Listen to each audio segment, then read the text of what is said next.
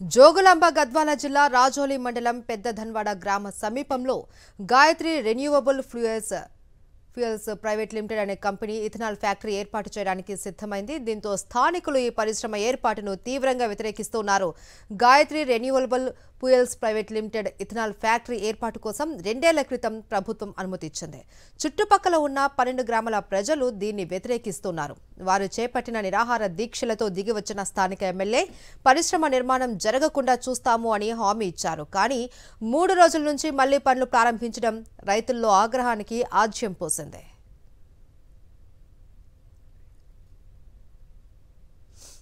జోగులాంబ గద్వాల జిల్లా రాజోలి మండలం యొక్క పెద్ద ధన్వాడకు సంబంధించినటువంటి గ్రామస్తులంతా కూడా ఆందోళన వ్యక్తం చేస్తున్నారు.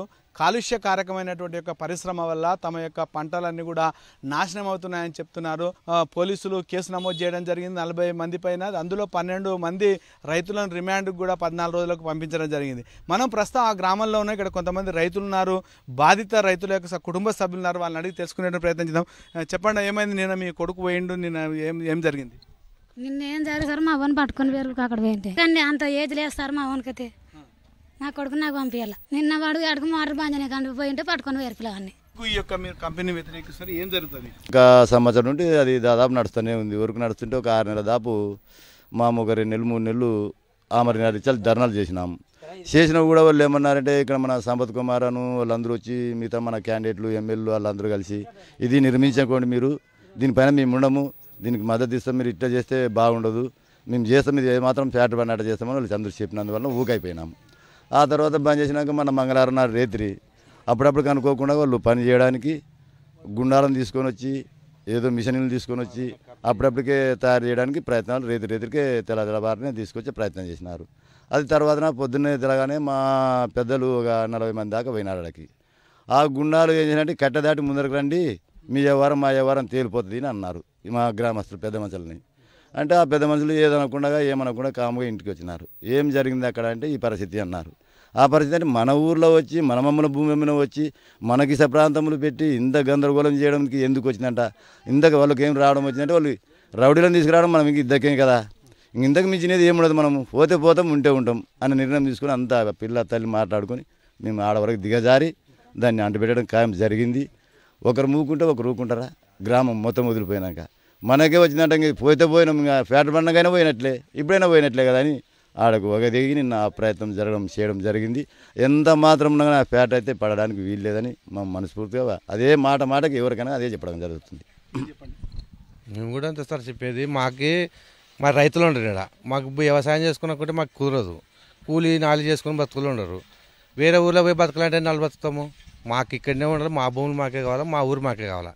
వాళ్ళు వచ్చి ఖచ్చితంగా చేస్తామంటే మేము ఊరుకునే పరిస్థితి అయితే లేదు. ఎంతకింతనే తెగిస్తాం. మమ్మల్ని 4 ఓపిక పట్టినాము. 3-4 నెలల వరకు దీక్ష చేసినాము. సంపత్ కుమార్ సార్ వచ్చి మీరు నిర్మించుకోండి, మేము మాట్లాడతాం పెద్దలతో అంటే మేము నిర్మించుకున్నాము. అంతటితో ఊకున్నారు. ఇప్పుడు మళ్ళీ 2 నెలలు అయింది.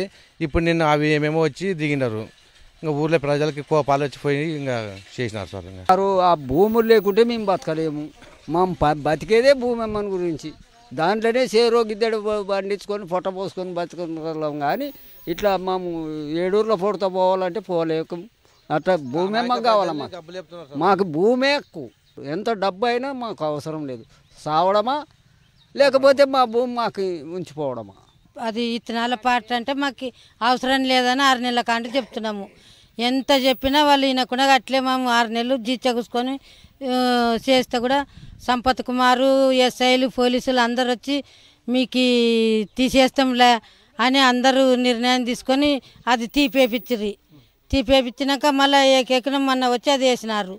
వేస్తే మేము అందరం ఊరు అంతా ఐకమత్యమై మాట్లాడుకొని పోయి అది అంతా బిల్లు చేసి కాల్ చేసి వచ్చినాం. చూసారు, మాకు ఎంతకెంతకు మేము చచ్చిన చింత లేదు. మాకు ఫ్యాక్టరీ పడకూడదు, మా ఊరు మాకే ఉండాలి, మా చేనులు మాకే ఉండాలి. అందరం ఊర్లో అందరూ ప్రజలందరూ మాట్లాడుకొని పోయినాం. పోతే వాళ్ళు ఒట్టేబరి బేటాలను దిగినారు. బేటాలను దిగితే తర్వాత వాళ్ళు మమ్మల్ని అడ్డించినారు. పోనీయము ఎక్కడెక్కడ రోడ్లకి ఆ తానపాటు రోడ్డు కానీ ఈ రోడ్లకి ఊరి నుండి బేడుకోనట్ట చేసినారు. వాళ్ళు మమ్మల్ని ముత్తడేస్తే ప్రజలు మనం ఎన్నాళ్ళున్నా బతికినా ఇంక ఈ కారం మన బతుకులు అవుతాయి, ఎంతైనా పోదాం వాళ్ళ తరమదాము పోదామని జనాలు అందరం పోయినాం. పొయ్యి కాసి వాళ్ళని ఏమి ఎస్ఐలను కొట్టలేదు, కానిస్టేబుల్ని కొట్టలేదు, ఎవరు కొట్టలేదు, చెయ్యం మేము ఎవరు చేసుకునలేదు. అవో దొబ్బినాము, సాపుకు దొబ్బినాము, చేసినాము. అది చేసే మన గడ్డకు వచ్చినాము. ఎస్ఐ ఈరోజు మమ్మల్ని కొట్టినాడు, దాడి చేసినారు మా మీద అని మాట్లాడితే ఎట్లా సార్? మేము బతకాల. ఇప్పుడు రైతులకు ప్రతి మనిషి కానీ ఇప్పుడు ఒక గవర్నమెంట్ వాళ్ళు కానీ రైతు రాజు అన్నారు. ఈరోజు రైతు రాజు ఆడవున్నాడు, రైతు రాజు లేడు. ఈరోజు పూర డబ్బు ఉన్నోనికి ఒక ధనం ఉన్నోనికి వానికే రక్ష ఉన్నాడు, రైతుకు ఈరోజు రక్ష కాడవున్నాడు. ఉండేటువంటి రైతుల యొక్క అభిప్రాయం మొత్తంగా ఎట్టి పరిస్థితుల్లో ఈ యొక్క కాలుష్యకారకమైనటువంటి పరిశ్రమను తాము అంగీకరించేది లేదని చెప్తున్నారు. తాము ఎంతకైనా సిద్ధమవుతామని చెప్తున్నారు. గతంలో ఈ ఫ్యాక్టరీని ఆపేస్తామని చెప్పినటువంటి నేతలంతా కూడా ఎక్కడున్నారు? వెంటనే ఈ యొక్క రైతులపైన పెట్టినటువంటి కేసులంతా కూడా ఎత్తివేయాలని చెప్తున్నారు. భవిష్యత్తులో ఈ యొక్క పరిశ్రమను మాత్రం ఇక్కడ నిర్మించకుండా చూడాలని వారంతా కోరుతున్నారు. లేకుంటే తమ యొక్క ఆందోళన మాత్రం ఇలానే కొనసాగిస్తామని కూడా హెచ్చరిస్తున్నారు. కెమెరామెన్ అరవింద్, విజయభాస్కర్, సాక్షి న్యూస్, పెద్ద ధన్వాడ నుంచి.